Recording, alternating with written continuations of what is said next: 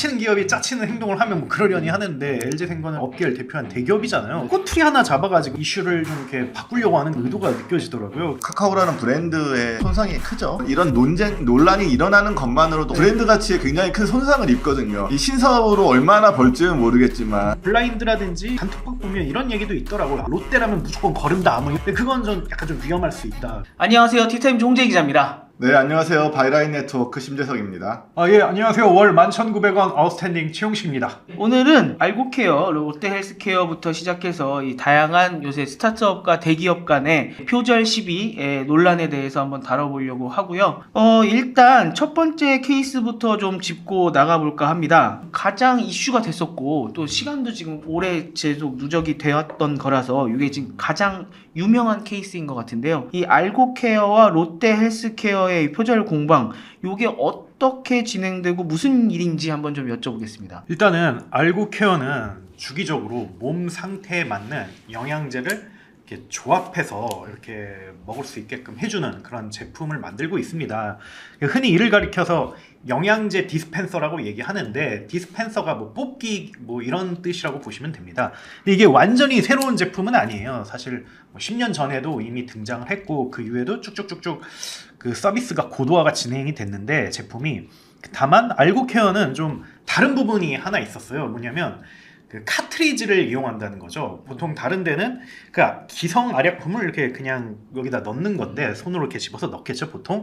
근데 거기는 카트리지를 통해서 위생이라든지 아니면 뭐랄까 또 편의성 뭐 이런 효능감을 좀 극대화시켰다고 하더라고요. 이거는 굉장히 좀 혁신적이고 거의 처음 있었던 뭐 건데 근데 물론 그 뭐 카트리지가 나오고 나서 뭐 그 다음에 뭐 나올 수도 있겠죠. 근데 여기서 그 롯데 헬스케어라고 하고 이제 문제가 좀 생긴 거죠. 왜냐면 맨 처음에는 투자 유치 때문에 만났대요. 롯데 헬스케어를요? 그렇죠. 네. 알고케어가 네. 투자 유치 때문에 만났는데, 그래서 거기서 뭐 이야기를 들었는데 그때 대표님이 이야기하기로는 생각보다 굉장히 관심을 많이 가지신다. 그리고 나도 모르는 내가 놀랄 정도로 굉장히 많이 알고 계신다, 업계에 대해서. 보통 그분도 굉장히 IR도실 텐데 좀 다르다고 생각을 했대요. 그 다음 두 번째는 좀 사업 제휴 때문에 이렇게 만나게 됐다고 하더라고요. 그런데 그 이후에도 좀 이렇게 계속 만났는데 결국에는 같이 안 하기로 했어요. 근데 투자도 같이 안 하고 사업 제휴도 같이 안 하고 원래 그렇죠, 이야기를 좀 긴밀하게 하고 있었는데 그렇죠. 다 깨졌다 이제 이거군요. 그렇죠. 근데 이 과정에서 좀 굉장히 많은 정보 교류가 있었고, 거기서 뭐 때로는 정말 뭐 시연을 보여달라 1시간 동안 시연만 이렇게 하기도 하고, 그리고 또 다른 때는 나는 알고케어랑 안 하면 그 담당자가 나 회사에서 잘린다 뭐 이런 얘기까지 하고, 약간 뭐 지금 돌이켜서 뭐 정말 알고케어 입장에서만 얘기하자면 좀 어느 정도 현혹시키는 뭐 그런 말이었던 거죠. 그러다가 좀 시간이 지나고 나서 롯데 헬스케어가 그 영양제 디스펜서를 내놓았는데 그게 상당 부분 정말 뭐 알고케어랑 비슷했고, 특히 알고케어가 좀 내세우는 그 카트리지 방식을 그 롯데 헬스케어가 어느 정도 적용을 한 거예요. 그리고 그 외에도 계속 제품을 분석을 해보니까 뭐 알약에 대한 자동 인식 기능이라든지 정말 알고케어가 핵심 기술이라고 생각하는 것들을 그리고 서비스 구조 뭐 이런 측면에서 많이 비슷했다는 거죠. 어쨌든 좀 뭐 굉장히 뭐 디스펜서가 여러 가지 스타일이 있는데 이렇게 뭐랄까 아래로 한 번에 내려온다. 그리고 뭐 전반적으로 뭐랄까 좀 뭐 테두리가 좀 곡선인 거는 좀 어느 정도 비슷하지 않나 그런 생각이 들 수 있고요. 카트리지도 저렇게 많이 먹어요? 영양제를 꽉 채워놨네요. 카트리지 한번 볼까요? 이게 볼까요? 핵심인데 이게 동그란 게 카트리지예요. 그래서 뭐 흔히 우리가 프린터에서 쓰는 뭐 잉크 담는 병 있잖아요. 뭐 그런 걸로 이해하시면 되는데, 원래는 이런 방식이 대세이기보다는 그냥 기성 알약품을 그냥 한 번에 넣는 식이 대세인데, 좀 이렇게 카트리지 방식으로 알약별로 이렇게 나눠가지고 좀 위생성이라든지 이런 걸 좀 높인 거죠. 그래서 이런 게 정말 비슷하고 그 내부적인 기능도 상당히 좀 비슷했다. 뭐 그 카트리지를 이렇게 장착시키는 그런 뭐 버튼이라든지 아니 감지하는 그런 기능이라든지 좀 이런 것도 비슷하고, 뭐 그걸 담는 슬롯이라든지 이런 것도 여러모로 비슷하다. 그래서 아무래도 알고케어 입장에서는 물론 뭐 기존에 있던 디스펜서들을 굉장히 많이 좀 참조를 했겠죠. 그런데 좀 어느 정도 감지를 한 거죠. 이거는 이건 좀 상당히 베꼈다 우리 걸. 근데 뭐 베낀 게 뭐 문제가 아니라 뭐 베낀 것도 문제지만 근데 이 커뮤니케이션 과정에서 굉장히 많은 정보가 오갔고 이것이 이렇게 이제 기술에 적용되니까 알고케어 입장에서는 이것은 뭐 기술 탈취 혹은 아이디어 도용이다 뭐 이렇게 생각을 하는 거죠. 그렇다면 롯데 헬스케어 입장은 어떨까? 롯데 헬스케어는 좀 뭐랄까 크게 대응하지 않는 편이에요. 그래서 좀 저희 기자가 뭐 거기 관계자분에게도 물어봤는데 그냥 안타깝다. 서로 좀 어느 정도 과실이 있었던 것 같다. 뭐 아쉽다. 뭐 이런 표현이고 뭐 우리가 후술하겠지만 다른 대기업마다 뭐 이렇게 좀 반응이 제각각이었는데 좀 어떻게 보면 롯데 헬스케어는 좀 약간 뉴트럴하고 좀 강경하게 대응하진 않는 그런 거고 다만 여기서 좀 더 입장을 얘기하자면 우리는 범용적인 기술을 이용했을 뿐이다. 그리고 우리가 주로 참조한 건 해외에 있는 디스펜서였다. 그리고 알고케어하고는 몇 차례 논의한 것은 맞지만 사실은 이게 여러 가지 상황을 고려했을 때 접점을 만들지 못했고 그 상황이 좀 아쉽다. 한 이 정도로 굉장히 좀 차분하게 그 입장을 발표했습니다. 예. 그렇군요. 지금 그러니까 더 억울하실 만한 거는 그거네요. 그냥 우리가 제품을 발표를 했는데 그거를 유사한 제품이 다른 데서 나왔다만이 아니라 실질적으로 롯데 헬스케어와 미팅도 진행하고 우리가 시연도 하고 많이 보여줬는데 롯데 헬스케어 쪽에서 유사한 제품을 들고 나왔으니 우리 거 보고 베낀 거 아니냐 이제 이런 입장이라는 그렇죠. 거죠. 그래서 이게 법적인 이슈가 되는 거고 현재 알고케어가 이걸 굉장히 중점적으로 다루고 있는데 그래서 알고케어가 근거로 드는 게 부정경쟁 방지법이에요. 여기서는 타인의 아이디어와 그리고 영업 비밀을 부당하게 취득을 하고 이걸 부정하게 활용한 것에 대해서 제재를 가하는 그런 법안이거든요.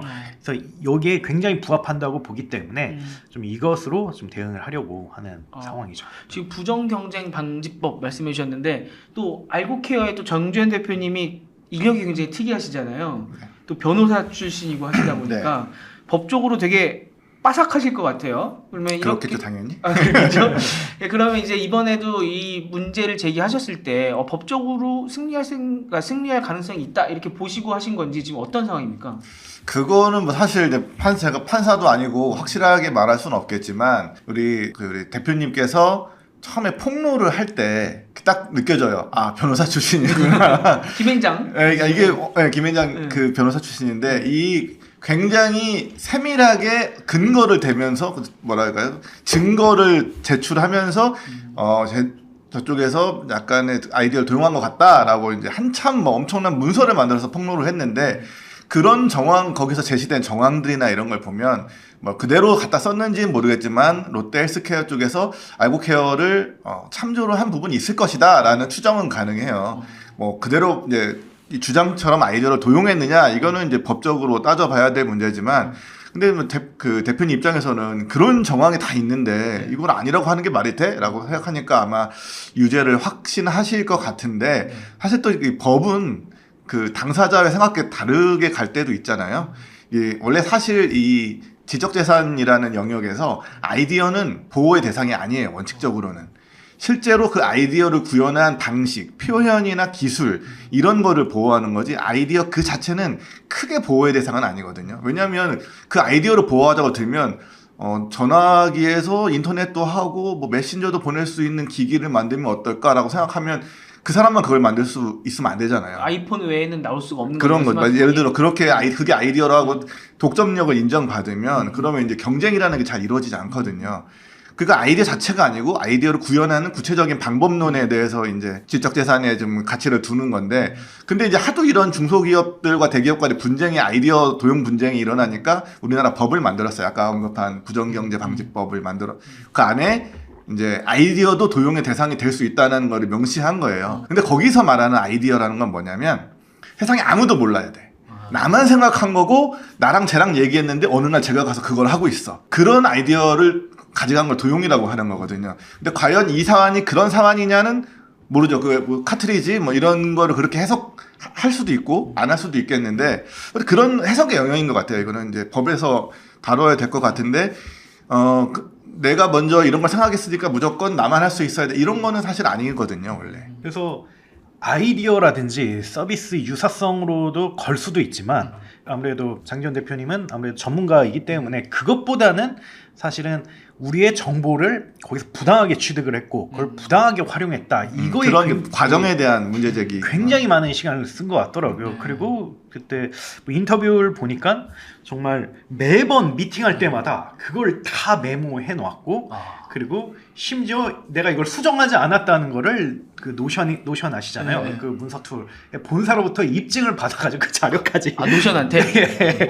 그런 것까지 저장을 해놓고 그러니까 이 메모를 내가 몇 년 전 미팅할 때 쓴 메모를 나는 그 그렇죠. 이후로 수정하지 않았음. 이게 그렇죠.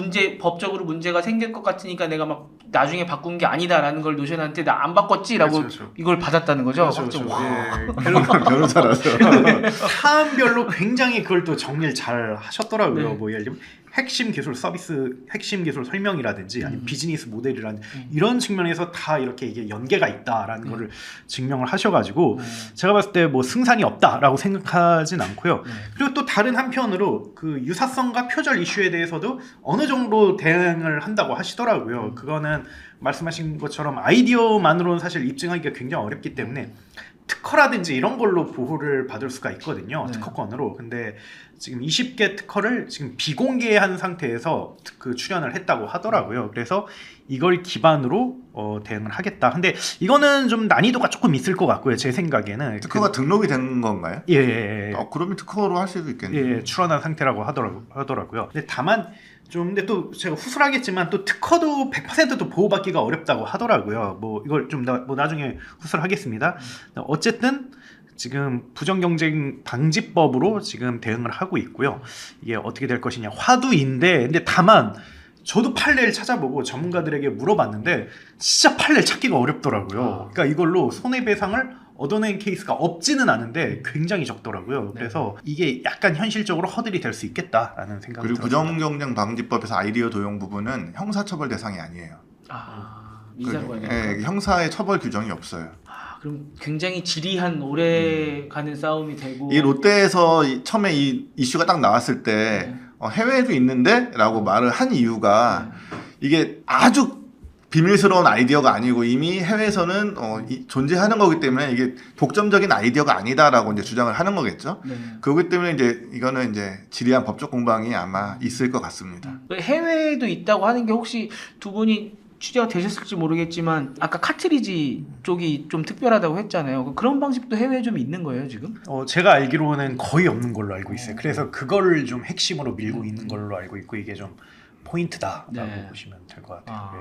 굉장히 좀 그 부분을 강조를 하고 있거든요. 다만 근데 지금 이게 어느 정도 오픈이 돼버렸잖아요. 지금 상황에서는 사실 독점성이 있다고 보긴 어렵죠. 근데 이제 그때 IR이라든지 사업 제한 당시에는 어느 정도는 있지 않았나 그렇게 생각을 합니다. 그러니까 카트리지 방식이 해외에는 잘 없기 때문에 그렇죠. 지금은 사람들이 알아버렸지만 그렇죠. 그때 IR로 알고케어가 롯데헬스케어 쪽에 설명을 해주실 때만 해도 그 카트리지 방식이라는 건 알고케어밖에 몰랐다는 게 그 거의 알고케어 없었다. 쪽에 뭐 아예 없었다고 확언할 수는 없죠. 그거는 근데 거의 없었던 거는 사실에 가까운 것 같습니다. 예. 그렇기 때문에 이제 그쪽으로 주장을 계속 펴실 수 있겠군요. 지금 그렇게 되면 지금 이 일이 꽤나 지금 커졌잖아요. 1월부터 얘기가 나오기 시작해서 한 4개월 정도 벌써 지났는데 기사들 찾아보니까 막 중기부 이런 데서도 조사 많이 들어간 것 같고 지금 정부에서는 좀 어떻게 대처하고 있는 상황입니까? 그러니까 알고케어는 바로 소송에 들어가진 않았고요. 중기부와 공정에 신고를 한 상태예요. 아무래도 알고케어 입장에서는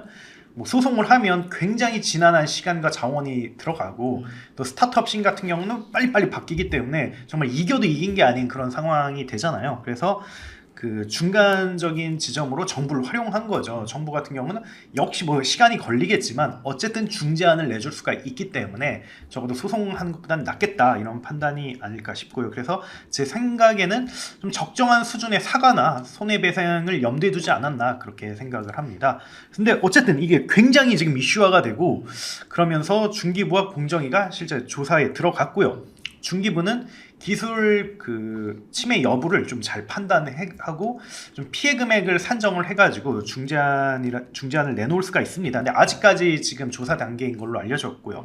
그리고 공정위는 여러 가지 사안을 종합을 해가지고 이거는 좀 그 공정 경쟁을 방해한다라고 판단을 하면 그 과징금을 때릴 수가 있어요. 그래서 좀 근데 그것도 아직 나오지 않은 상태고요. 근데 다만 좀 조사에 들어간 건 맞다. 근데 만약 여기서 합의가 되지 않으면 그때는 이제 소송으로 보통 가는 거죠. 근데 아마 알고케어는 좀 그래도 중재안을 통해서 좀 그 피해 보상을 받으려고 하는 게 아닌가 그 생각이 들고요. 근데 다만 지금 여기서 문제가 되고 있는 게 지금 사안이 일단 중기부랑 공정위가 껴있다는 것도 좀 이상하잖아요. 왜냐면 더 많은 이거 왜 또 추가 또 다른 부서가 있지 않을까 이런 네. 생각도 들잖아요. 네. 그러니까 어떻게 보면 그걸 중재해주는 그런 위원회가 있으면 어떻게 보면 스타트업 입장에선 훨씬 쉽고 빠르게 갈 수가 있단 말이죠. 근데 일단 2개가 걸려 있고 또 추가로 몇 개가 또 걸려 있다고 하더라고요. 뭐 특허청이라든지 그렇기 때문에 중기부가 좀 그에 대한 피드백을 받고 아 그러면 이거를 좀 총괄할 수 있는 그 위원회를 한번 구성해 보겠다 이런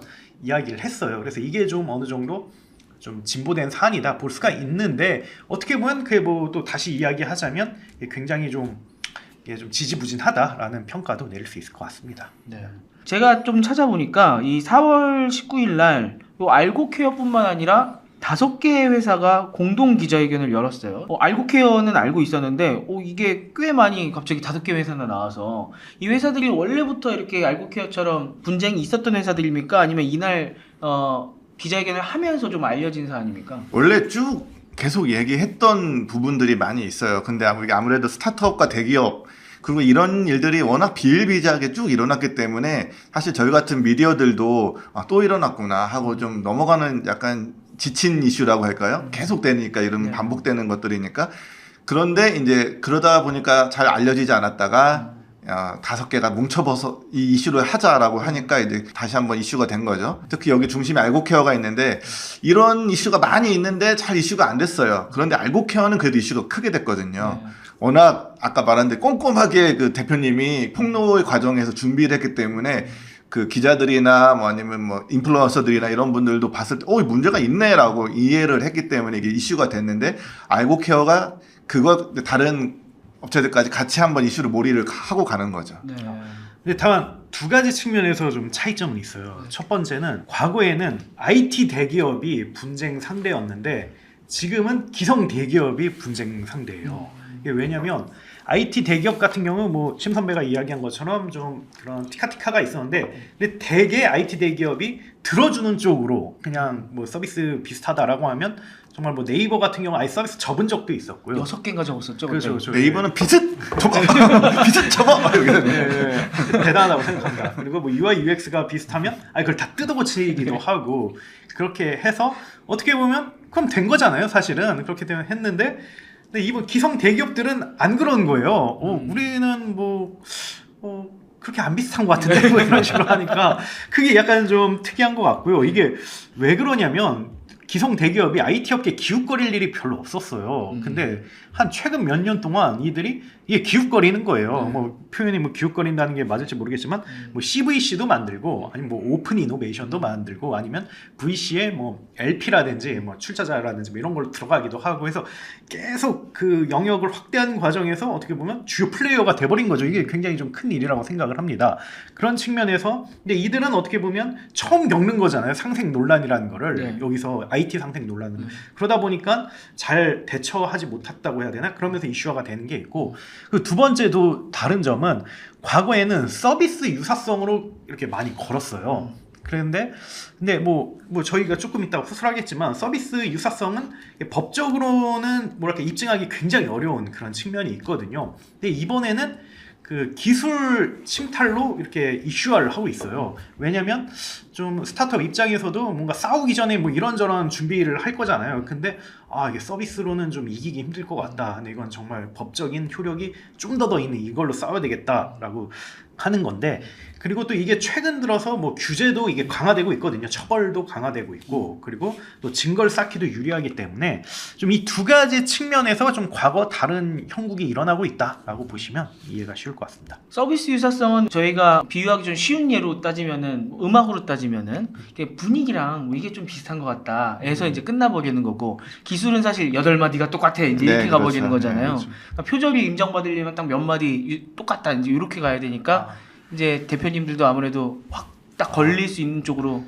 근데 기술 침탈도 솔직히 말하면 그거를 입증하기가 굉장히 어렵긴 해요. 왜냐면 뭐 소스 코드를 뜯어볼 수 있는 것도 아니고 뭐 그렇기 때문에. 근데 다만 그 여기서 추정할 수 있는 그런 근거로서 문서를 활용할 수가 있거든요. 우리는 얘네한테 이런 정보를 줬고 이런 과정을 줬는데 이게 이렇게 돼버리네라는 이 과정들이 어느 정도 입증이 될 수가 있기 때문에, 그래서 이걸 중심으로 이제 근거를 내세운 거고요. 근데 정말 뭐 소스 코드를 다 뜯어보고 뭐 이런 거는 사실 뭐 거의 하기가 어렵죠, 현실적으로는. 예. 좀 전에 최용식 대표님이 말씀해주셨던 기성 대기업과의 갈등이다라고 이제 정리를 해주셨었는데, 사실 기성 대기업이 아닌 대기업이 지금 2건이나 걸려 있습니다. 맞아요. 카카오죠, 카카오. 카카오가 보니까 카카오 VX, 그다음에 카카오 헬스케어 이제 2군데가 지금 다 약간 표절 시비가 걸려 있어요. 요거 같은 경우는 어떤 사안입니까? 근데 카카오 같은 경우는 사실 IT 대기업이 된 지 얼마 안 됐어요. IT 대기업인데 이런 걸 막 처음 겪는 그런 기업들이에요. 상대적으로 네이버 같은 경우는 정말 뭐 산전수전 다 겪었다고 볼 수가 있고요. 그런데 일단은 말씀하신 것처럼 스마트 스코어라든지 닥터 다이어리가 이들을 향해서 그렇게 분쟁에 이렇게 빠졌는데, 일단 둘 다 서비스 컨셉의 유사성을 문제 삼고 있어요. 그래서 스마트 스코어는 골프장 IT 솔루션을 만드는 회사인데 규모가 꽤 큽니다. 거의 뭐 유니콘 기업에 다다랐어요.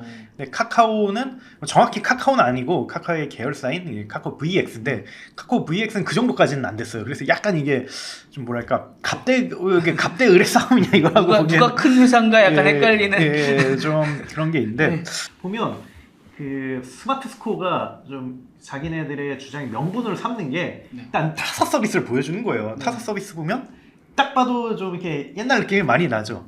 예, 옛날 느낌이 많이 나는데 이걸 봤을 때 보통 이런 식으로 업계에선 만든다. 그럼 한번 다음 이미지로 볼까요? 근데 우리는 굉장히 깔끔하게 하얀색 기반으로 이렇게 그 만들고 또 세련되고 또 이름 기반으로 이렇게 체크하는 기능도 있고 하는데, 이거를 카카오 VX가 얼마 전에 만들었는데 너무 비슷하다, 이게 타사하고 너무 다르다, 이걸 얘기를 하는 거고요. 그 다음 페이지 보면 뭐 이거는 이제 스코어 기록인데, 스코어 기록도 뭐 아까 전전 페이지에서 봤던 거는 굉장히 좀 원시적이고 확실히 좀 다른 감이 있는데, 카카오 VX는 뭐 100% 동일한 건 아니지만 상당히 우리 걸 참조했다라고 이렇게 주장을 하고 있는 거죠. 그런데 그거에 대해서 어느 정도 입증할 수 있는 그런 사건이 터졌어요. 뭐냐면 그 스마트 스코어의 어드민 페이지 있잖아요. 관리 페이지에 카카오 VX 직원이 무단으로 수백 건 접속을 한 기록이 나온 거예요. 무단으로요? 무단으로. 그러니까 그걸 어떻게 알았는지 모르겠는데. 관리자 아이디 같은 건 알았겠죠. 예, 그래서 그걸 이렇게 털은 건데, 실제 보안 사고가 그런 식으로 많이 일어나긴 합니다. 어쨌든 그런 걸 털은 거예요. 그래서 되게 카카오가 굉장히 당황을 하면서 미안하다, 그건 잘못했다, 우리가 빼박이에요? 빼박 잘못했다라고 하는데 또 여기서 선을 그었어요. 근데 이거는 개인의 일탈이다. 그리고 개인과 그 몇몇 인들의 일탈인데 이게 경영진 보고는 안 됐고 우리가 회사가 의도적으로 한 건 아니다라는 그런 의견을 표했어요. 그래서 스마트 스코어에서는 말도 안 되는 소리 하지 마라.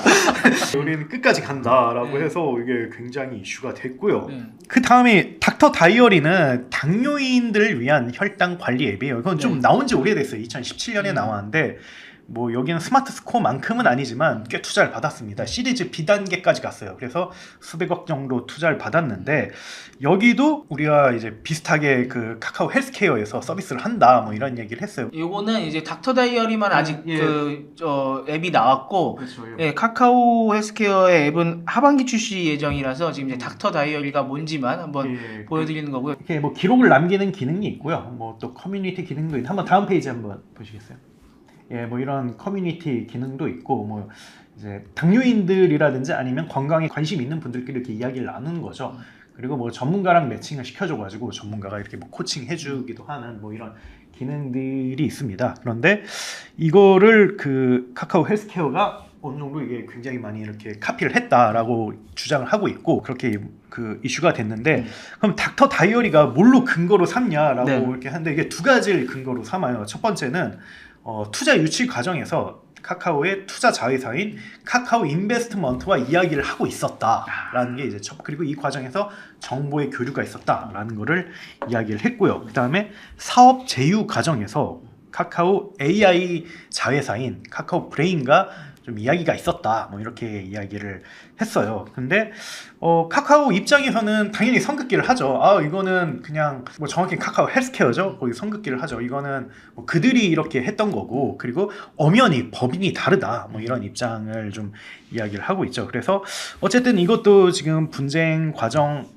이라고 볼 수가 있어요. 특히나 이제 스타트업 입장에서는 아직 시장에 진입해서 뭐 괄목할 만한 성과를 내고 있는 것도 아닐 텐데 그렇죠. 막 돈이 막 벌리고 있는 상황도 아닌데 유사한 서비스가 나와버리면은 나 펴보지도 못하고 꽃이 지는 그렇죠. 거 아닌가 그렇죠. 이런 걱정이 엄청 드실 것 같기는 해요.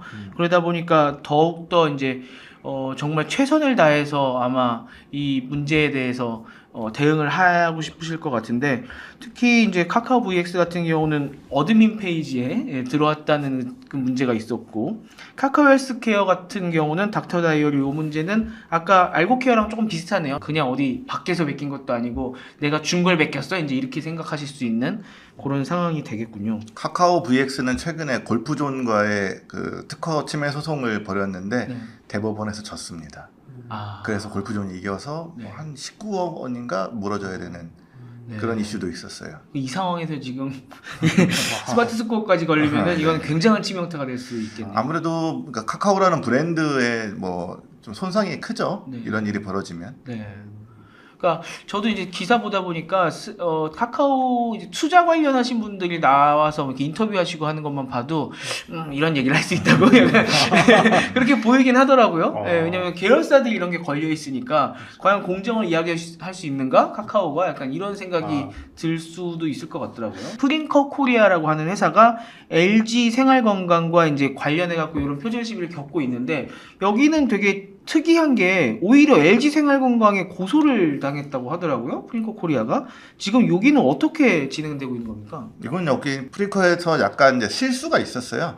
이게 어떤 폭로를 하는 과정에 그 웹사이트에다가 그 담당자 실명 같은 거를 썼어요. 이메일 주소하고 이런 거를. 네. 그러니까 이제 그게 약간 개인 정보를 노출하는 좀 그런 이슈도 될 수 있고 또 그 개인의 명예훼손이 될 수도 있고 그래가지고 오히려 이제 빌미를 좀 준 거죠. 예, 그래서 이제 역공을 당하고 있습니다. 네. 여기 같은 경우는 어떤지 한번 좀 어떤 상태인 건지 설명해 주실 수 있을까요? 타투하는 기계예요. 약간 프린트 하듯이 몸에다가 타투를 하는 이건데 저도 저런 게 있으면 하나 한번 이제 해볼만 한번 해보지 않을까 싶을 정도로 네. 아이디어가 좋은 것 같더라고요. 우리 요즘 뭐 몸에 타투 많이 하잖아요. 근데 또 두렵잖아요. 영구적으로 갈 거라고 그렇죠, 생각하면 나중에 지우고 싶어지면 지울 때 아프다는데 어떡하지? 막 이런. 좀 지겹기도 하고 주변 바꾸고도 싶고. 그래서 이제 저런 기계를 이제 처음에 만들었는데 이게 마찬가지 똑같은 이슈입니다. LG 생활건강에서도 유사한 기계가 나와서 근데 이제 아이디어는 분명히 똑같은 아이디어예요. 저 타투를 저렇게 할 수 있다. 일회성으로.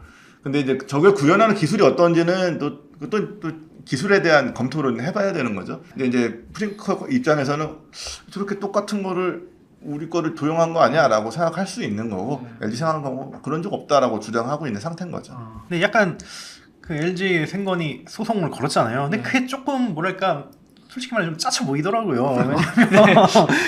왜냐면 이게 그분이 뭐 악의를 갖고 하는 게 아니잖아요. 네. 정말 뭐 어떻게 보면 공익성을 목적으로 이렇게 사이트에 글을 올렸고 그리고 또 뭐랄까 거기서 내려달라고 해가지고 바로 내렸단 말이죠. 그리고 또 인터뷰를 통해서 뭐 아주 끝까지 가겠다 이런 것보다는 어느 정도 합의의 뜻을 굉장히 많이 보였어요. 근데 LG 생건 같은 경우는 좀 이렇게 건 게 저는 정말 꼬투리 하나 잡아가지고 뭔가 본질적인 걸 건드는 게 아니라 꼬투리를 잡아서 뭔가 좀 이슈를 좀 이렇게 바꾸려고 하는 그런 의도가 느껴지더라고요. 그래서 저는 아니 뭐 정말 뭐 짜치는 기업이 짜치는 행동을 하면 뭐 그러려니 하는데 LG생건은 정말 업계를 대표한 대기업이잖아요. 네. 그런데 어떻게 보면 사소한 실수했다는 건 누구나 알 거야. 아, 이건 그냥 사소한 실수다.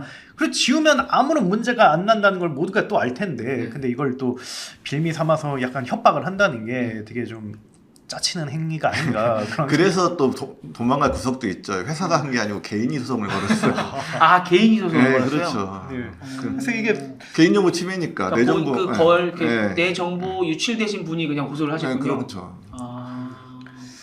이럴 땐 어떻게 해야 됩니까? 그러니까 좀 약간 이게 그러니까 요새 들어서 이런 일들이 많아요. 스타트업 씬에서 약간 경계하는 사람이 대기업에서 온 자를 경계하라 뭐 이런 말도 있거든요. 왔는데 어떻게 보면 대기업의 이제 굉장히 노하우라든지 아니면 그 시스템을 잘 이식하시는 분들도 있는데 대기업에 좀 안 좋은 것들이 있잖아요. 되게 뭐 정 비용 이상하게 줄이려고 하고 뭔가 법을 뭐 지키려고 하는 게 아니라 어떻게든 우회하고 회피하려고 하고 뭐 이런 것들 배워가지고 이렇게 적용하는 사례가 있다고 하더라고요. 그래서 그거에 대해서 좀 비판을 하고 이렇게 문제 제기를 하는 분이 있는데 좀 이것도 약간 그런 게 아닌가 좀 그런 아쉬움이 좀 있습니다. 이게 아마 이 대기업 아까도 그런 말을 했잖아요. 그 IT 쪽이 아닌 대기업에서 요즘 이런 분쟁이 일어나고 있다. 요 특징 중에 하나가 이 기존의 IT 대기업, 카카오나 네이버 같은 IT 대기업들은 만인과 경쟁을 하거든요. 아주 작은 스타트업과도 경쟁 관계에 있는 게 익숙한 사람들이에요.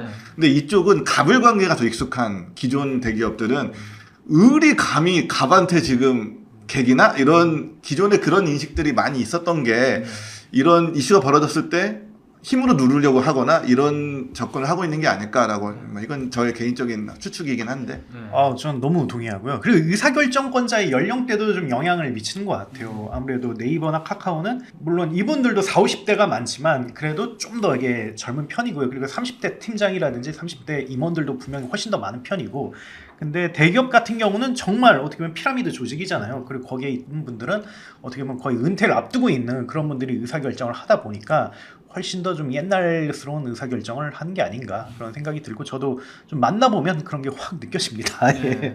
요새는 이게 여론전으로 갔을 때 힘으로 찍어 누르려고 하면 역풍을 이렇게 맞는 경우가 많아서 그렇죠. 이게 아까 말씀하신 대로 약간은 쪼잔한 이런 대응을 하게 되면 나중에 더 안 좋은 결과를 맞이할 수도 있는데 이쪽은 좀 지켜봐야 되겠네요. 근데 여론은 여론이고 이게 결국은 법적으로 가게 되면 이제 베꼈냐 안 베꼈냐 그걸로 가야 되는 건데 이 제가 기사 읽어봤을 땐 정확히 모르겠는데 뭐 프랭크 코리아랑 LG 생활건강 같은 경우는 기술면에서 봤을 때는 완전히 똑같은 건 아니다 또 이런 걸 봤거든요.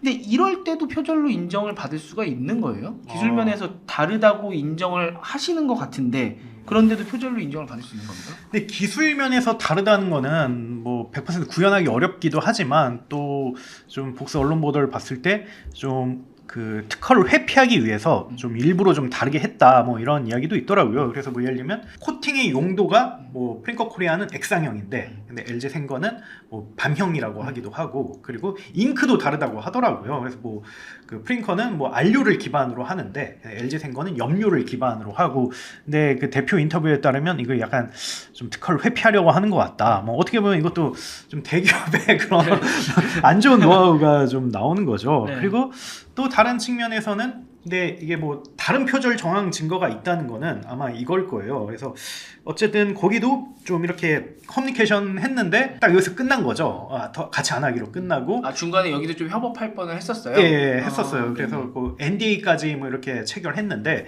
뭐 비밀 유지 조항이죠. 근데 안 됐는데 근데 창업자가 어디서 이건 표절했다라고 느낀 거는 서비스가 나온 게 아니라 제보가 들어왔다고 하더라고요. 그러니까 아무래도 이게 타투 프린팅이 혼자서 다 만들 수가 없잖아요. 아무래도 스타트업은 설계만 하고 나머지는 다 아웃소싱을 주는 건데 특히 제조 같은 경우는 더더욱 그런데 이들로부터 이렇게 제보가 왔다고 하더라고요. 그래서 LG 생건이 우리한테 비슷한 거 만들어 달라고 했다. 뭐 이런 걸 토대로 이거는 그럼 맞다. 이거는 아닐 수가 없다라고 생각을 하고 이제 이게 이슈화를 시키는 거죠. 근데 그 좀 여기도 과연 정말 뭐 표절이냐 아니면 뭐 기술 탈취냐 이걸 보기에는 비슷한 이슈로 되게 어려운 판단을 내려야 될 것 같고요. 근데 다만 다른 곳보다 좀 다른 측면에서는 확실히 여기는 좀 혁신적이라든지 아니면 좀 차별화된 요소가 있는 것 같아요. 타투 프린팅도 물론 뭐 회사 주장이긴 합니다만 세계 최초라고 하고요. 그리고 굉장히 많은 특허를 가지고 있다고 하고요. 그리고 다른 스타트업은 NDA를 걸자는 이야기가 많이 안 나왔는데 여기는 먼저 주도적으로 NDA 걸자. 그러면 우리도 그럼 얘기해 줄 수 있다. 뭐 이렇게 이야기를 했다고 하더라고요. 그러면 좀 이런 걸 봤을 때 확실히 핵심 기술과 비핵심 기술에 대한 이런 차이도 좀 알고 있는 것 같고 그리고 어떻게 대응할지도 좀 알고 있는 것 같아요. 그래서 여기는 어떻게 보면 좀 과거 우리가 얘기했던 그런 사례들과 좀 다르다 이렇게 볼 수 있을 것 같아요. 예. 이것도 핵심은 그건 것 같아요. 그 회피했다고 했잖아요. 특허나 기술을 다르게 감으로 해서 기본적으로 도망갈 구멍을 많이 만들어놨는데 이 아이디어가 정말 세상에 없는 거였고 세상에 없는 걸 혼자 생각하고 있는 상태에서 그 LG하고 만났을 때 그거를 얘기했는데 LG가 그걸 따라했다. 그러면 이제 아까 말한 부정경제방지법에 따라 아이디어 도용이 될 수도 있는 거죠. 네. 근데 그게 거기에만 있는 건 아니었고 뭐 해외에 이런 비슷한 것 아이디어가 이미 구현되어 있는 게 있으면 나는 저거 보고 했는데 라고 말할 수도 있으니까 그건 좀 이제 정말 엄청난 아이디어였느냐 네. 그거에 대한 판단이 좀 필요한 거죠. 그러니까 뭐 제일 좋은 거는 내부 문서를 뭐 입수하면 제일 좋겠죠. 뭐 예를 들면 우리가 뭐 여기서부터 이런 자료를 봤는데 이걸 너무 좋습니다. 이걸 한번 그대로 쓰는 건 어떨까요? 뭐 이런 내부 그런 게 있습니다. 근데 실제로 뭐 이건 좀 다른 사례이긴 한데 마이크로소프트가 반독점 때문에 그 제재를 받을 뻔 했었는데 네. 그때 결정적으로 나온 문서가 내부 문서였다고 하더라고요. 이거는 그 다른 데를 죽여야지만 우리가 살 수 있습니다. 뭐 이런 문서가 나와가지고 그게 그 근거가 됐다고 하는데 뭐 그런 게 있으면 좋겠지만 그게 좀 근데 구하기 어렵다는 그런 측면도 좀 있겠죠. 예. 공익 제보자가 나타나셔야만 가능한 그러면 시나리오잖아요. 확실히 승소 가능성이 높아지겠죠. 네. 예. 그러지 않은 상황에서는 이제 스타트업에서는 대처하기가 지금 쉽지가 않은 상황인 것 같네요. 쭉 한번 제가 지금 얘기를 듣다 보면 전체적으로 다 사전 미팅 같은 게 좀 있었네요. 그렇죠. 예, 지금 그 사전 미팅으로 일단은 한 번 정도 대기업에서 스타트업의 상품을 좀 면밀히 보온 상태고 그 상태에서 지금 비슷한 제품이 나왔다는 게 이번 전체 이슈의 조금 핵심 같기는 하네요. 그게 제일 화나는 포인트죠. 그냥 비슷하다고 화가 나는 게 아니고 나랑 같이 사업을 할 것처럼 해놓고서 지가 따로 해? 이런 게 제일 화나는 포인트인 거죠. 그렇죠. 근데 이렇게 되면 스타트업 입장에서는 참 답답할 것 같은 게 결국은 스타트업은 투자를 받아야 되거나 아니면 이제 더 큰 기업과 협업을 해서 시장에 나가야 되는데 지금 이런 식으로 우리 기술 공개하고 나니까 비슷한 제품이 자꾸 나와요. 이러면 스타트업은 대체 이제 앞으로는 뭐 어떻게 해야 되는 겁니까? 어떻게 대처해야 됩니까? 이거 방법이 있을까요? 만약에 누군가 카카오톡 관계자가 와서 네. 니네 서비스 좋은데 우리 카카오톡 안에 그 채널 하나 들어갈래? 진짜요? 그러면 거기에 우리 이런 거 있습니다. 보여주지 않을 사람이 있을까요? 네. 어쩔 수 없이 네. 노출이 될 수밖에 없죠. 근데 뭐 법적으로 여러 가지 조치를 취한다고 해도 그걸 피할 길은 또 있으니까 이게 쉽게 막을 수 있는 일은 아닌 것 같아요. 네. 그렇다고 또 대기업을 또 너무 악마화하는 것도 저는 좀 약간 조심해야 될 거라 생각하는데 왜냐하면 대기업은 스타트업하고 아이디어가 비슷하다 뭐 이런 논란이 일어나는 것만으로도 엄청난 브랜드가 깎아먹는 일이거든요. 우리 지금 벌써 LG 생건 얘기했죠. 네. 뭐 저 카카오 VX 얘기했죠. 뭐 안 좋은 얘기가 나오니까 이 브랜드 가치에 굉장히 큰 손상을 입거든요. 네. 이 신사업으로 얼마나 벌지는 모르겠지만 회사에 엄청난 수익 갖다 주지 않는 이상 이 신사업에서 얻는 수익 조금 얻겠다고 이 브랜드를 훼손할 회사는 별로 없어요. 제가 보기에는. 근데 이런 일이 벌어지는 거는 회사 차원의 대기업 뭐 의사결정과 차원의 일이라기보다는 실무자의 욕심. 실무자가 당장 성과를 내야 되는데 뭐래도 보고해야 되는데 뭐 어떡하지? 하다가 이렇게 어두운 쪽으로 손을 뻗치는 건데 그런 유혹을 대기업이 막아줘야 된다고 생각해요. 스타트업이 이걸 피하는 거는 사실상 어려운 거니까 우리 대기업 아까 말했듯이 대기업에선 그런 니즈가 있거든요. 이런 일이 벌어지지 않기를 막고 싶은 니즈가 있으니까 프로세스를 중간에서 만들어야 된다. 만약에 신제품이 누군가 신사업을 기획했다 그러면 그거를 그러면 이게 혹시 그 영향평가 같은 걸 내부적으로 해서 스타트업과 비슷한 거 없나, 아니 우리가 함께 제휴를 검토했던들하고 유사성이 있진 않나, 이런 프로세스를 대기업 스스로 만들어야 된다고 생각합니다. 네. 그래서 그러니까 정치나 이런 뭐 정부에서 누구 인물 등용할 때도 보면은 네네. 이렇게 인사청문회 통과할 수 있나 미리 좀 이렇게 프로세스를 만들듯이 그런 네네. 조직이 좀 있어야 되지 않을까? 이렇게 그러니까 대기업도 피해거든요. 이 직원들의 개인적인 욕심이나 이런 것 때문에 회사 전체가 피해를 받고 있으니까 이런 걸 대기업이 나서서 막아야 된다고 생각하는 거죠. 네.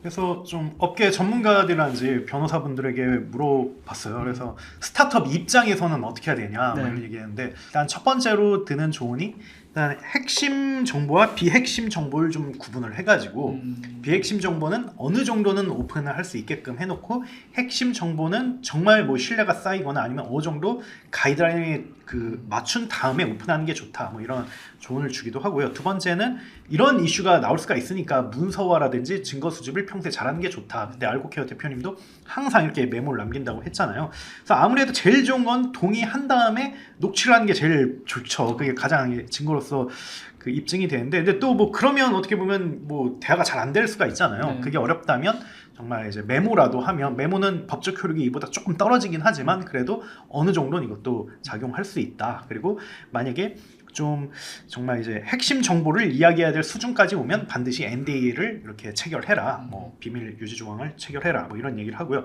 그리고 세 번째는 좀 대기업에 있는 뭐 스타트업 관련 조직, 예를 들면 뭐 CVC라든지 아니면 오픈 이노베이션 팀이라든지 이런 사람들을 어느 정도 참조인으로 이렇게 같이 만나는 것도 굉장히 좋다. 왜냐하면 대기업에 있는 분들, 특히 평생 살아가면서 스타트업과 만날 일이 없는 분들이 갑자기 신사업을 하는 경우도 많거든요. 근데 네. 그런 분들은 늘 하던 대로 하기 때문에 이게 스타트업의 룰에 안 맞아가지고 이게 이슈가 확 터지는 거죠. 근데 어느 정도 CVC라든지 오픈 이노베이션 팀에 있는 분들은 많이 만나봤기 때문에 정서라든지 이런 걸 어느 정도 알고 있다는 거예요. 그래서 이분들을 참조인으로 이렇게 하면, 이야기를 하면 그래도 초반에 이런 걸 어느 정도는 방지할 수 있다, 뭐 이런 조언을 주기도 하고요. 그래서 결국은 이제 분쟁을 피하는 게 제일 좋죠. 분쟁하면 서로 고생이니까. 그러면 분쟁을 하면 어떻게든 또 싸워서 이겨야 되잖아요. 여기서 정부가 좀 역할을 할 필요가 있다는 생각이 드는데, 네. 이게 사실 공정거래 영역이잖아요. 이게 서로 공정한 거래가 이루어져야 우리 경제가 발전하는 거니까, 네. 뭐 중기부든 뭐 공정위든 이런데 어떠한 조직에서 이거를 좀 해결해 줄 수 있는 조직이 좀 있으면 어떨까 싶어요. 왜냐면 이게 이슈가 서로 갈등이 벌어지지 않는 게 제일 좋지만, 갈등이 벌어진 뒤에 이게 결론이 날 때까지 너무 오랜 시간이 걸리고, 또 이걸 입증하는 게 피해를 입었다고 주장하는 그 스타트업이 입증을 해야 될 책임이 있거든요. 근데 이게 사실 입증을 한다는 게 이게 어려운 일이죠. 그러니까 거의 그냥 피해만 입고 끝나는 경우가 많은데, 이거를 어떤 중간에서 입증하는 데 도움을 주는 뭐 기관이나 이런들이 좀 있어야, 그래야 이거 문제가 갈등이 벌어진 뒤를 빨리 해소하고 사업에 나갈 수 있도록 도와주는 게 필요하지 않을까 싶습니다. 예전에 케이스들을 조금 듣다 보면 뭐 창업자분들이나 아니면 IT 대기업들 케이스들을 듣다 보면은 법적 공방을 펼친 다음에 회사가 막 무너지는 경우도 많잖아요. 그러니까 은근히 엄청 많이 시간도 쓰이고 괴롭고 힘들다면서요, 이 기간이. 그렇기 때문에 스타트업 입장에서는 지금 이거를 뭔가 컨트롤하다가 보면은 그냥 사업이 무너질 수 있기 때문에 그걸 이제 도와줘야 된다라고 말씀을 해주시는 것 같고요. 저희가 아까 보여드리지 않았지만 이제 뭐 키우소 농협경제지주 요런 그 분쟁 같은 경우는 보면 앱 유사성까지도 이제는 거기 그 표절 시비로 가더라고요. 근데 앱 유사성만으로 봤을 때는 저는 이거 보다가 든 생각이, 기술 탈취는 그 좀 문제가 크게 될 수 있는데 앱 유사성까지 가면은 이게 예전에 뭐 직방, 뭐 다방, 한방 이런 데는 다 비슷한 앱 아닙니까 사실상? 이제 그렇게 되면은 그때는 뭐 얘가 우리 표절해서까지는 아니었는데 왜 지금은 이게 표절 시비까지 나오는가라는 그 궁금증도 들기는 하더라고요. 그게 다른 겁니까? 아니면은 뭐 비슷한 겁니까?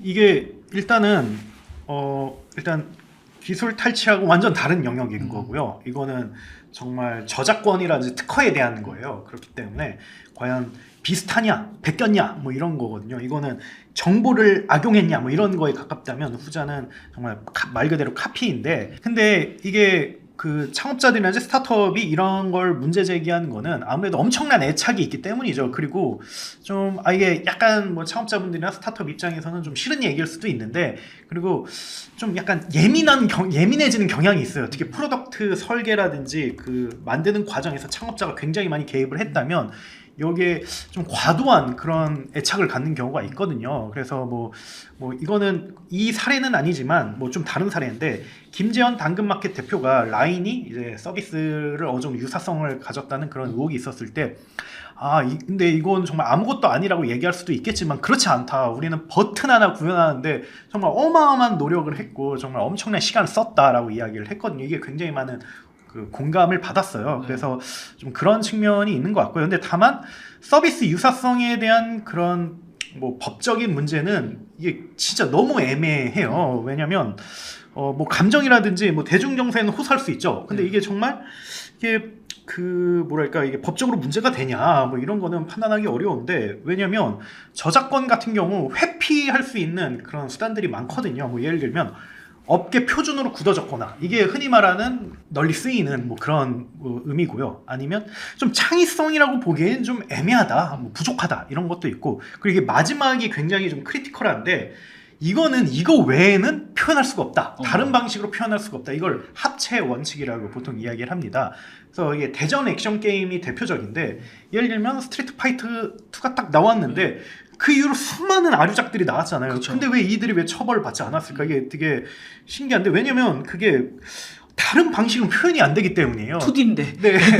대전 액션 게임을 하려면 일단 두 명이서 마주봐야 되고, 발차기랑 주먹질을 해야 되고, 폭장 비슷하고, 그리고 만화 떨어지고 있고, 이거 외에는 어떻게 표현할 수가 없거든요. 그래서 그 이후 이제 아류작이 나와도 어떻게 보면 캡콤은 그냥 가만히 있었던 건데, 그래서 이게 굉장히 입증하기가 어렵고요. 그래서 UI UX 측면에서 우리나라 스타트업도 어떻게 보면 이거에 대해서 정말 법적으로 이긴 사례를 찾기가 굉장히 어렵습니다. 그리고 실제 지금 게임 업계에서는 이것 때문에 엄청 난리거든요. MMORPG에서 뭐 굉장히 뭐 완전 뺏겼다 뭐라고 하는데, 이번에도 뭐 리니지랑 예, 아케이지랑 그렇죠. 근데 업계 주류 의견은 이기기 어려울 거다. 뭐 이런 게 이제 주류 의견이긴 해요. 근데 또 예외가 없는 게 또 그런 건 아니에요. 뭐 예를 들면 그 영국의 킹닷컴이라는 회사가 게임을 만들었는데 그걸 우리나라 회사가 거의 뺏겼어요.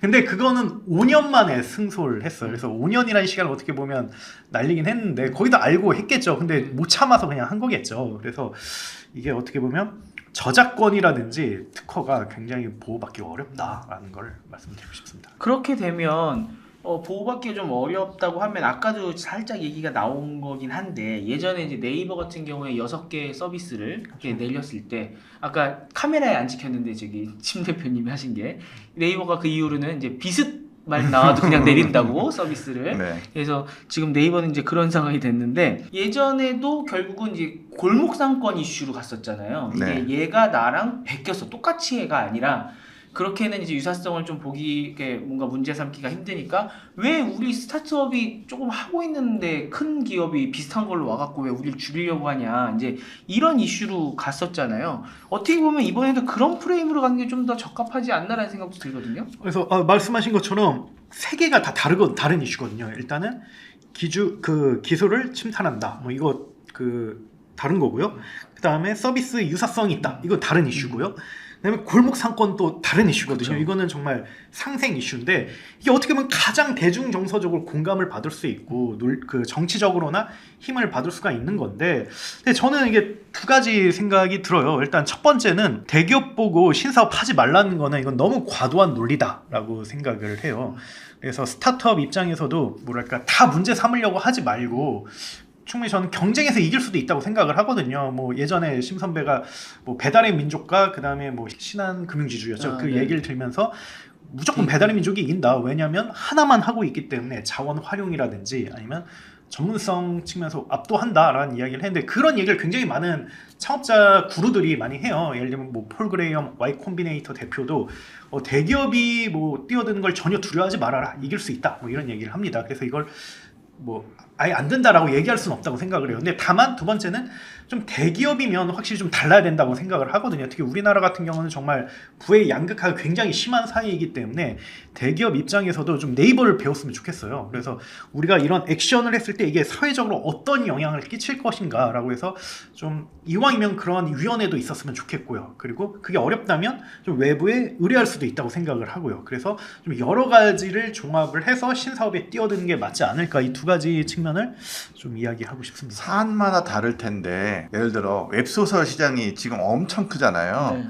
근데 웹소설 시장이 카카오와 네이버가 없었으면 이만큼 커졌을까요? 아니겠죠. 옛날에 조아라와 문피아가 둘이 경쟁하던 시절에 그냥 그 모습으로 계속 있었으면 문피아가 지금 2천억 밸류로 회사를 매각했는데 이런 일이 있었을까요? 아마 없었을 것 같아요. 그러니까 대기업이 뛰어든다고 무조건 나쁜 건 아니고 대기업이 뛰어들므로 해서 시장 자체가 커지는 경우도 굉장히 많거든요.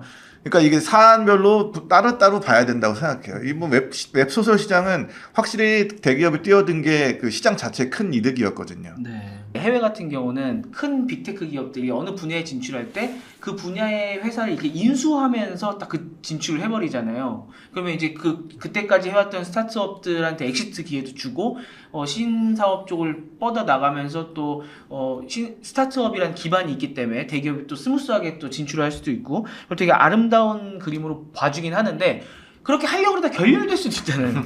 그러니까 정말로 되게 나는 정말 이쪽 사업을 하고 싶은데 일단은 스타트업 뭐 하고 있는 데가 있다 보니까 여기 투자하거나 아니면 인수해서 가는 방향을 생각을 했어. 근데 밸류를 너무 크게 불려서 도저히 안 되겠다. 그러면 우리는 그냥 이 사업 접어야 되나? 이쪽 분야는 아예 가면 안 되나? 이런 억울함도 있을 것 같긴 하거든요. 어떻습니까? 그 회사를 우리 옛날에 그런 주장 많이 했죠. 인수하지 왜 네이버나 카카오는 인수 안 하고 지들이 똑같은 거 만드냐 이런 비판 많이 했잖아요. 네. 근데 과연 인수가 좋은 솔루션이냐에 대해서는 저는 좀 의구심이 있거든요. 왜냐하면 인수를 한다는 거는 더 이상 경쟁하지 않는다는 얘기예요. 그러면은 그냥 독점으로 계속 간다는 얘기거든요. 새로운 신사업이 나오면 그냥 그 독점. 다 인수해버리면 되니까 돈 많고.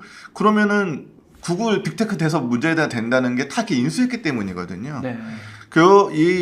차라리 스타트업하고 싸워서 경쟁하고 시장을 키우고 이러는 게 오히려 더 나을 수도 있다. 물론 그런 거 있죠. 기존에 가지고 있는 뭐 검색의 영향력, 뭐 메신저의 영향을 이용해서 상대와 1대1로 경쟁하는 게 아니고 훨씬 우월된 지위를 이용해서 경쟁을 하면 그게 이제 물론 이제 공정한 경쟁이 되지 않으니까 문제가 될 수 있는데 그건 공정거래법이 막아주는 영역이기도 하고 그건 법적으로도 따져봐야 될 문제지만 무조건 인수가 좋은 거냐 그거는 좀 그렇게 단정적으로 얘기하기는 좀 어렵다고 생각합니다. 네. 그럼 인수 시도를 하지 말라 이제.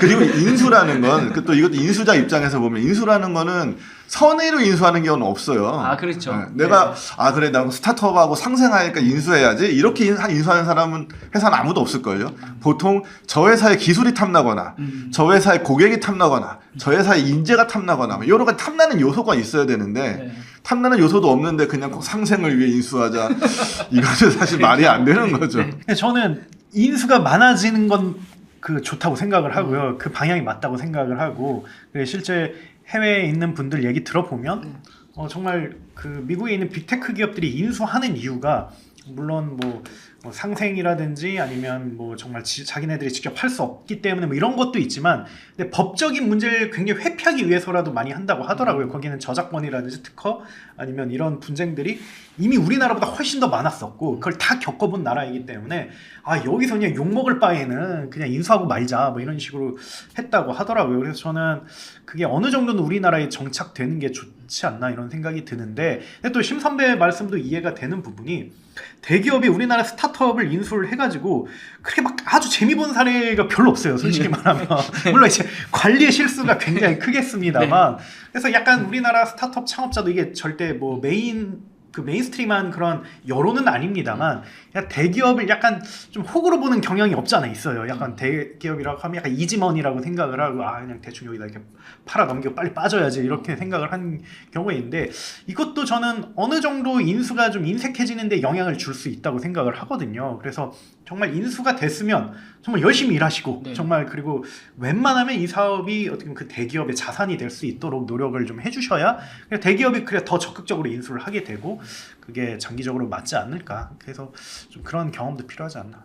어두운 면과 긍정적인 면이 다 있는 거죠. 아까 말한 어두운 면은 독점을 더 강화시키는 요소가 있는 거고 긍정적인 면은 대기업 인술 엑시트 그 통로가 하나 있으니까 스타트업을 더 새로운 거 아이디어나 기술이 생길 때마다 스타트업을 만들 수 있는 거죠.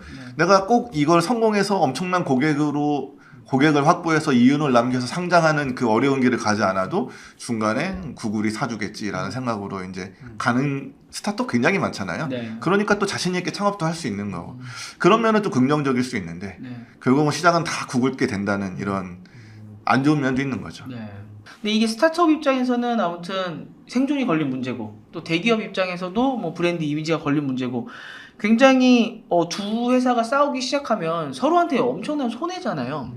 그러면 이거가 아까 말씀하신 대로 기술 탈취도 인정받기 쉽지 않다 그랬고 아이디어 도용은 더 쉽지가 않고 그런데 이거를 그렇다고 그냥 냅둬 버리면 스타트업 입장에서는 앞으로도 계속 당할 수밖에 없는 거 아닙니까? 그러면 지금은 이미 중기부에서 조사를 들어갔다고 하는데 정부라든가 아니면은 입법으로 이거를 어떻게든 기준을 세워줘야 그 기준에 맞게끔 양쪽 다 플레이를 할 것 같은데 그런 기준은 뭐 어떤 걸 고려해 두고 좀 세워야 되겠습니까? 그래서 저도 그 기준이라는 게 제일 중요한 것 같아요. 어떻게 보면 저희가 지금까지 거의 얘기한 70-80%는 어렵다, 애매하다, 잘 모르겠다 이거잖아요. 근데 그게 왜냐면 기준이 없으니까 그런 건데 그 기준을 만드는 게 정말 중요하고요. 근데 저는 되게 알고케어 대표님이 정말 큰 일을 했다고 생각을 해요. 어떻게 보면 좀 역사에 남을 만한 일을 했는 게 어떻게 보면 기존에 없었던 기준을 이번 기회에 만들 수 있다고 그런 생각을 하거든요. 그래서 우리나라 스타트업 씬이 성장하고 고도화된 과정에서 어떻게 보면 과거에 안 해봤으니까 계속 새로운 걸 하는 거잖아요. 근데 이거를 만들었다. 과거에 벤처 버블이 있었기 때문에 지금 스타트업 투자 시장이 굉장히 잘 된 것처럼 이것도 우리가 한번 이런 기회가 있어야 분쟁이 있어야지만 이런 기준이 만들어진다 이렇게 생각을 하고요. 그래서 지금까지 얘기한 건 뭐 기술 탈취 문제, 그다음에 유사성 문제, 골목 상권 진출 논란 이렇게 세 개로 할 수 있는데 이것마다 어느 정도의 기준과 그런 뭐랄까 상식이 만들어져야 될 것 같아요. 그래서 뭐 기술 탈취 문제 같은 경우는 정말 정보를 어느 정도 오픈하고 어느 정도 활용할 것인지에 대한 기준이 있어야 되는 것 같아요. 그게 지금까지 없었잖아요. 근데 그게 뭐 어떻게 보면 뭐 되게 애매하다고 표현할 수도 있는데 근데 우리도 어떻게 보면 어느 정도의 상식이 있는 선에서 행동하는 거랑 정말 모르고 행동하는 거랑 완전 다르게 행동을 하잖아요. 그래서 자리라든지 분위기에 따라 또 완전히 다르게 행동하는 것처럼 분명 그런 어느 정도의 그런 가이드라인이 있는데 대기업 담당자가 뭐 현혹시키는 말을 하지 않을 테고 뭐 저 이거 딜 안 되면 저 잘려요 뭐 이런 얘기는 안 할 거라고 생각을 하고 그리고 창업자도 이게 그 시그널이라는 게 너무 매력적인데 그래도 좀 해줄까 뭐 이런 생각을 할 수가 있는데 어쨌든 가이드라인이 있으면 그게 훨씬 좀 낫다라고 생각을 하고요.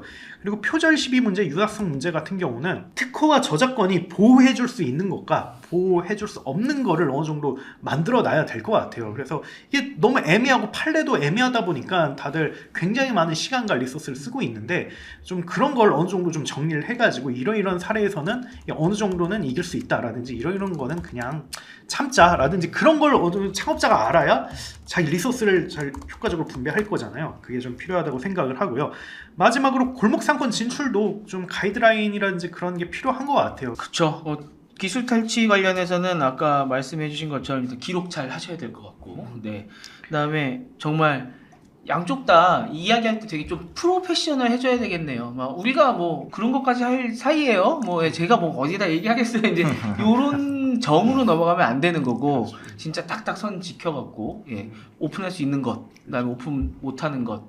그건 이제 만약에 오픈하게 된다고 하면 아까 말씀하신 비밀 유지 가서 딱 쓰고 그게 전체적으로 당사자들이 쟤 왜 이렇게 깐깐하게 해? 라는 욕을 안 먹을 수 있는 분위기가 좀 조성이 되고 어느 정도 기준이 있어야 되겠네요. 저도 뭐 하다못해 월세 전세 구해보고 뭐 할 때만 봐도 뭐 하나 더 쓰자 그러면 아유 뭐 이거 씁니까? 이제 이런 분위기잖아요. 네, 그런 분위기가 좀 없어지는 게 맞지 않을까. 저도 이게 회사를 하다 보면 계약서 쓸 일이 많은데 계약서 쓰자고 하는 사람도 귀찮거든요. 아, 이거 대충 하지 뭘. 그 계약서까지 써가면서 이렇게 하다가 내 그 사달이 나는 거죠. 그렇죠. 네. 확실하게 딱딱 네. 처리하는 기준과 문화가 둘 다 있어야 되지 않을까 생각이 듭니다. 요거는 뭐랄까요? 지금 보시는 분들 중에서 답답하신 스타트업 대표님들이 많이 계실 것 같아서 한번 두 분께 주위의 말씀을 많이 들어보셨을 테니까 의견을 좀 구한다면 지금 이런 상황을 보시면서 스타트업 대표님은 정말 가슴이 너무너무 더 답답할 것 같은 게 요새 경기가 어려워서 투자금 유치하기 진짜 어려워졌잖아요. 그럼 투자금 조금이라도 유치하려고 하면은 진짜 없는 손까지 다 까서 지금 보여줘야 될 이런 상황인데 다 까서 보여주면 똑같은 제품이 나와. 그러면 지금 스타트업 대표님 입장에서는 야 이거 까지도 못하고 돈도 못 받고 이거 어떻게 해야 되나 굉장히 답답한 특히나 요새는 상황이실 것 같아요. 어떻게 조언해 주실 수 있는 게 있을까요? 어떻게 대처하셔야 될 것 같습니다. 그 어떤 분이 그러더라고요. 스타트업이 변호사비를 너무 안 쓴다. 그러니까 우리 더글로리라는 드라마를 보면 변호사 비용 아끼지 말라고 명언이었죠. 그런 얘기 나오잖아요. 근데 사실 자기는 뭐 김현장 같은 거 쓰는 회사니까 그런 얘기 하는 거겠지만 네. 그러니까 아까 말했던 그 농담 삼아 얘기했던 계약서 문제 이런 것도 사실은 그냥 넘어가는 경우가 많거든요. 뭐 굳이 안 해도 된다. 뭐 혹시 이게 별일이 벌어지면 문제가 되는 거지. 그냥 서로 신의로 지나갔으면 문제가 안 되는 거잖아요. 그러니까 보험도 비슷하잖아요. 암이 안 걸리면 암보험 들은 게 돈 아깝죠. 네. 근데 암이 걸리면 그건 안 되는 거고. 예. 너무 그런 느낌이지 않을까 싶어요. 그래서 약간 스타트업은 이런 면에서 프로페셔널한 면이 좀 별로 없잖아요. 근데 저도 뭐 광고 계약이나 이런 거 해보면 대기업들은 꼭 계약서를 쓰고 네. 요구하는 게 많아요. 근데 이제 스타트업이나 이런 데는 그냥 구두로 진행되는 게 굉장히 많거든요. 네. 이런 프로세스 하나가 정립될 필요가 있지 않을까라는 생각이 듭니다.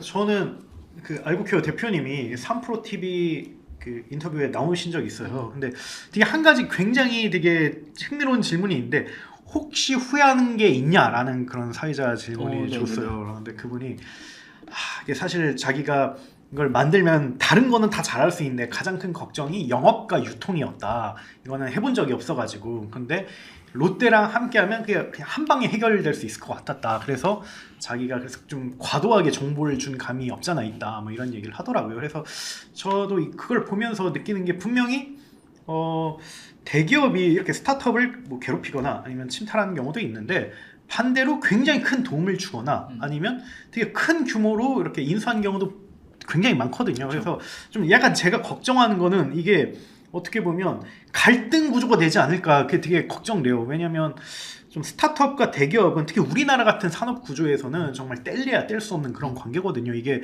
정말 이게 완전 틀어져 버리면 서로가 되게 안 좋은 그런 거기 때문에 그래서 이번 건은 이번 건대로 싸우더라도 어쨌든 좀 공조 관계는 계속 유지했으면 좋겠어요. 그래서 정말 뭐 비즈니스도 더 많이 같이 해야 되고 M&A도 더 많이 해야 되고 그래서 창업자 분들도 일단 기본 스탠스는 이랬으면 좋겠어요. 그래도 대기업이랑 뭔가 할 수 있는 게 있으면 한다라는 걸 일단 기본 스탠스로 잡고 물론 좀 약간 블라인드라든지 아니면 뭐 단톡방 보면 이런 얘기도 있더라고요. 앞에 롯데라면 무조건 거른다 뭐 이런 얘기도 있고 뭐 대기업이라고 하면 절대 안 만난다 이런 얘기를 하는데 근데 그건 좀 약간 좀 위험할 수 있다. 그런 건 오히려 좋지 않을 수 있다. 그것보다는 뭐 이번 건은 이번 건이고 이번 건 어떻게 성장통이라 생각을 하고 좀 가이드라인을 만들고 선배님이 얘기한 것처럼 좀 그런 구조를 잘 짠 다음에 앞으로 협업은 서로 더 많이 해야 된다 이 얘기를 전 꼭 드리고 싶습니다. 네, 그러니까 이번 건 때문에 양쪽이 다 상처받아서 스타트업도 대기업은 안 만나 하면 또 안 되는 거고요. 대기업도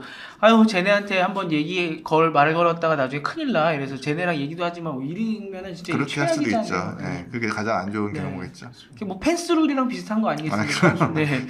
스타트업 펜스. 스타트업 펜스룰이네요. 그러니까 좋은 건 아니기 때문에 이번 일을 계기로 아까 두 분이 말씀해 주신 것처럼 어느 정도의 가이드라인이 좀 만들어졌으면 좋겠다라는 생각이 들고요. 그다음에 또 더 프로페셔널하게 좀 깐깐하게 이야기할 때 진행하셔야 될 것 같고요. 전통적인 대기업들도 이제 이런 걸 경험하는 것 같아요. 네. 그러니까 예를 들어 아까 우리 네이버 얘기 나왔는데 네이버 사실 옛날에 많았거든요. 이런 이슈도 이렇게 네. 뭐 주기적으로 나왔어요. 근데 어느 순간부터 이제 더 이상 이런 얘기가 안 나오는 거는 회사 내부에서 어떤 프로세스로 막고 있다는 얘기거든요.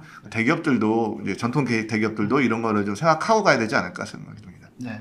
저 오늘 각 회사들의 쟁점이 뭐였는지도 한번 두 분이 잘 말씀을 해주셨고 또 어느 한편에 치우치기에는 사실은 지금은 아직 조사된 게 확실히 나오지 않아서 조심스럽습니다. 그렇지만 그 와중에서도 최대한 지금까지 공개된 사실을 바탕으로 이제 두 분이 공정하게 전해 주시려고 노력을 해 주신 것 같고요. 오늘도 아무튼 열심히 준비를 해봤는데요. 다다음 주에는 조금 더 흥미로운 주제로 준비를 해보도록 하겠습니다. 오늘 이 이슈, 특히나 이 첨예한 이슈 다뤄주신 두 분 너무 감사드리고요. 준비해 오시느라고 너무 고생 많으셨습니다. 네. 다다음 주에 뵙겠습니다. 고생 많으셨습니다. 네, 고맙습니다. 감사합니다.